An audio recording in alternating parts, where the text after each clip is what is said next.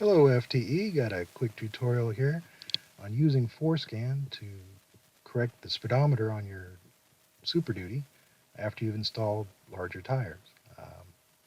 I got 285s, they're a little bit different than 265, so yeah, I figured I might as well keep it accurate.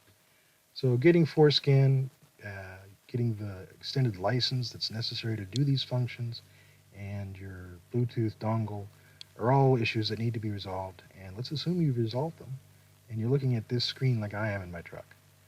A couple DTCs, nothing important.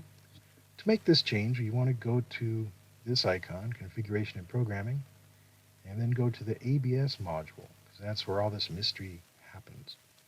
Scroll down to Run Service Procedure. Opens up this box.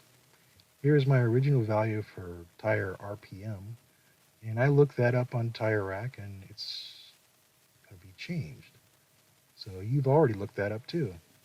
So mine needs to go to 637 for my particular size and brand of tire. They're different sizes by different brands or different numbers for some reason. Not a lot different, but why not be accurate? Check that box. Go down to right. Click that. Make sure you got the right number in there. Yeah, I think I did. Check that box. The ABS unit buffaloes you. Then you got to turn off the ignition and turn on the ignition. Not running, just turn it on, Key on, engine off. Then back down here, well, before I leave, this only works if your tire size is 600 revolutions per mile or greater. If your tires are bigger than basically 35s, you're going to have to leave 600 or something and also change the tone ring size. If you fight back and forth with those two numbers long enough, eventually your GPS speed is going to match your speedometer speed and you'll get accuracy.